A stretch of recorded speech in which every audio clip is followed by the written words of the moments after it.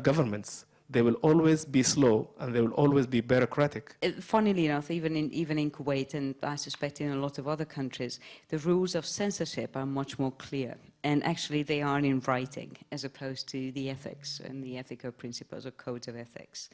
I do not see how censorship truly, and especially in the way or the ways it's practiced in the Arab world, I do not see how they could help society. But censorship is terrible. Of course, the social responsibility in media enhance really, you know, the editors or the gatekeepers, as they call them, to take care of some of the content, because sometimes, you know, it is against human beings, against, you know, against religions, which is not accepted, and it could raise a lot of crises and problems. So this is, you know, it is not really censorship, but it is, you know, a kind of correction for something which can cause terrible in the society. I strongly believe that we have a bigger problem with self-censorship than censorship. Over the past 2 months, for example, nothing changed in the press and publication law in Oman.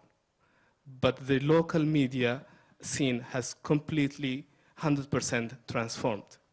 So if the law did not change and there was nobody that is calling the newspapers telling them, why did you print this or you did not print this, then what caused that?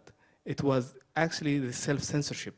And what I think is that why do we have self-censorship? Is because in our priorities we think it's more important, for example, to keep the government or businesses happy than to voice something honestly from the people. So the problem is also, again, to the same thing. What is our assessment of who is more important to agree with or to please?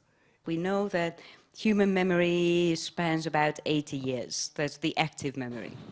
That's when the generation who still has first-hand experiences dies out.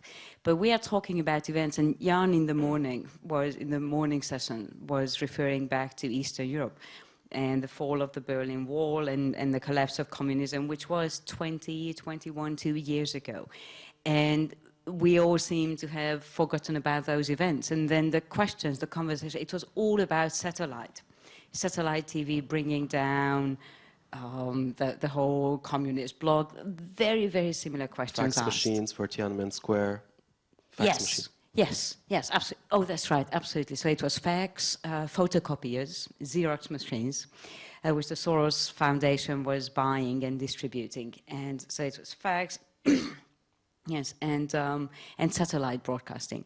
And the stories, the expectations, the hopes, and then the disappointment, where those haven't happened yet in this part of the world. But they were the exact same thing. And there is a danger, I do believe, there's a danger to wanting answers too quickly, and really, I'm not sure we are in a position to truly understand how social media, there is something going on, of course, I'm not trying to ignore Twitter or Facebook, but there's also a lot of hype. Social media helped people during the uprisings, but did not cause the uprisings, and that its role has been exaggerated. But, you know, of course, I work for a think tank, so we think more about the future and future scenarios. And the indicators that we have seen is that the bad news is that this overemphasis and exaggerating the role of social media is going to continue. And the main reason behind that is because the US government has a new policy of promoting social media and exaggerating its role, because the main social media, social networks are American. And I have seen this, and I am someone who worked 5 years as a political analyst for the US government. So because of this very strong push from the US administration to social media, this will continue to be the idea that social media is the most important thing if you want to achieve peaceful change. I think there is confusion on the defining the term, or in defining what really the social media did during the Arab Spring, as you said. social media is not an instigator. They are not, they didn't set the agenda for what happened.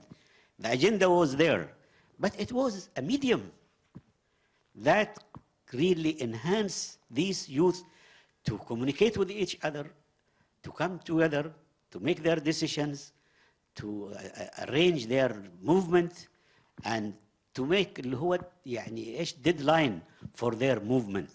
So it is a medium, like a newspaper, like TV, like anything.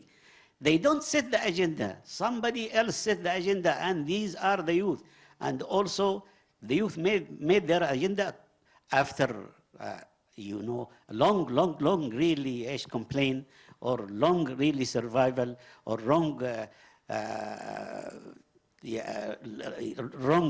treatment by the governments and also the security forces in these countries. So, in the future, the social media influence or impact will be increased with time, with the increase of number of people who are using this media. There is no choice if you are running for office, if you want to be a part of change. It's not a choice whether you want to use social media or not. And I see it because my target, and the target of everybody these days, is the youth segment of the population. This is who we are depending on for our future. And to be honest, and I have my sister within that age group, and I talk to her more on Twitter and Facebook and BBM and WhatsApp than we actually talk face to face. So if our target audience, this is where they are, this is where we have to go to them. So you will notice if you go to my Facebook or my Twitter account that they were just created, because I'm not really I'm beyond. I am not in that age group. Let me say that. But it's because these are our target audience, and they actually should be the target audience of everyone now. You have really now, we have a big problem. Because what kind of media you are talking about in UAE? We have many media here. We have the UAE media. We have Arabic media. We have foreign media. We have English Emirate media. So once, we have a panel, we were talking about identity. And I was, talking about the identity of the media. Media identity and identity of media. Okay? And I started, to talk about how many different media we have here in Emirates. Okay? Go to the Arabic newspapers, and the TV. This is different. Go to the foreign media, which is based in Dubai and now in Abu Dhabi, and that is different thing. Go to the English Emirate newspapers, and you will find the content is quite different. Okay? And that's, that will give you the answer that what kind of contribution you are asking this kind of media to do for Emirates. Okay? But for, the Arabic media, the UAE media in Arabic, they are doing very well, and you can note that, they talk about, the problem of people, either, in cities or in remote areas. They always, when they have anything that needs, quick decisions, it is always there in the media. And of course, the official part of the content is very heavy, but that doesn't mean that, the public really affairs are neglected.